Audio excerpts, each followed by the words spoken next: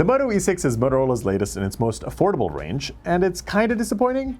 It's $150, so temper your expectations, but it's overshadowed by the Moto G7 Play, which is far superior and only costs a little bit more money. It does have one perk you won't find on most modern smartphones though, and ultimately it's catering to a different audience. Here's what it's all about. The Moto E6 looks like a phone. And by that I mean it's super generic. Like, think of the emoji for the smartphone. That's what it looks like. And it's not a huge deal, but keep in mind that other companies are delivering slimmer bezels and more interesting designs, like the Nokia 2.2 for example, and that costs just $139. I gotta say, I do like the textured power button though, as well as the headphone jack. The back is plastic, and it has this speckle design that adds a bit of a grip, but also feels cheap. The positive note is that it's not glass, so you won't have to worry about it shattering in case you drop it. Now here's something Motorola has admitted that annoys me. You see that Motorola cutout at the back? Yeah, that's not a fingerprint sensor. There's actually no fingerprint sensor. And you know what's weird?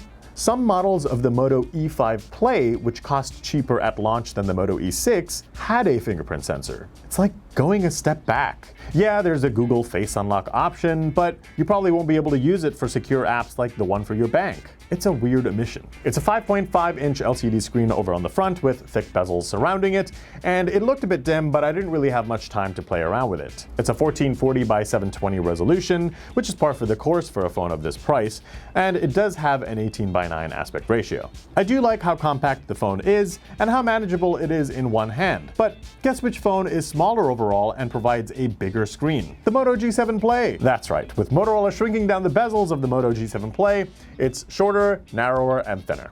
But there are only two reasons I think people may want the E6 over the Moto G7 Play. One, there is a removable battery, which is great. A lot of people might need that or want that. And also, there's no notch. Yeah, the Moto G7 Play has a notch, and I know some people really hate notches, so if that's one of you, then you might like that the Moto E6 is notch-free. The worst aspect of the Moto E6 might be performance though. It has the Snapdragon 435 processor with 2 gigs of RAM, and that's the exact same setup that was in the Moto E5 Play last year, so it's weird that Motorola hasn't updated the chipset. Now, we did have a decent time using that processor on the Moto E5 Play, but the exact same one was also in the Nokia 4.2, and my experience was a little lacking. But my initial impressions with the Moto E6 are pretty positive. The interface moved fluidly, and I didn't really see any terrible issues with lag. I'm gonna have to test the Moto E6 for a lot longer to see exactly how performance is, but from our experience, power users will find this lacking. But if you are only using this phone to check a couple apps, maybe browse social media a little bit, you're probably gonna be fine.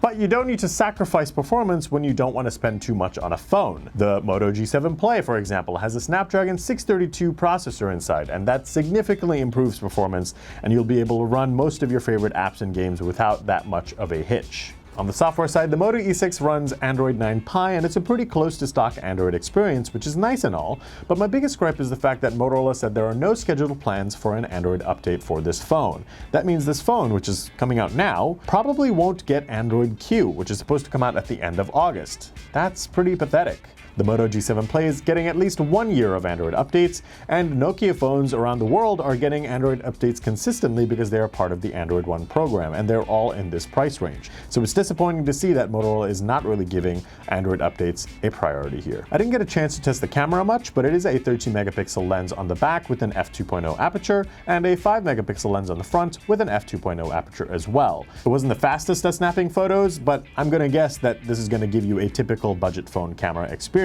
which is decent photos in good lighting and poor photos in low lighting. There are a multitude of features though, like spot color, which makes everything else black and white and keeps the subject in color, as well as a manual mode so that you can take the perfect shot if you know how to use those camera tools. Going back to the removable battery, it has a 3000 milliamp hour capacity, which should ideally last you around a full day considering the low power specs. But what's up with the USB-C port on this phone? Motorola has skimped out again, leaving a micro USB port, and keep in mind other phones like the Moto G7 Play have a USB-C port just for $50 more, if not less. Other phones like the Nokia 3.1 Plus also have a USB-C port, and that phone is $160. So it's definitely doable, it's just confusing as to why Motorola left it out here. The Moto E6 costs $150 and comes with 16 gigs of storage, but there is a micro SD card slot if you want to add more. It's exclusive to Verizon at the moment, but Motorola is planning on bringing it to other carriers, and an unlocked version is planned as well. The Moto E6 is fine.